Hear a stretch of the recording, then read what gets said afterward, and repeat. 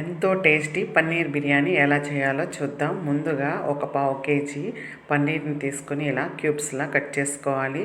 తర్వాత బంగాళాదుంప ముక్కలు, క్యాబేజీ ముక్కలు, పచ్చి బఠానీ, క్యారెట్, 3 టమాటాలు, 5-6 పచ్చిమిర్చి తీసుకోవాలి. ఒక గిన్నె పెట్టుకుని నెయ్యి వేసుకుని పన్నీర్ ఫ్రై చేసుకోవాలి. తర్వాత మసాలా దినుసులు వేసుకోవాలి.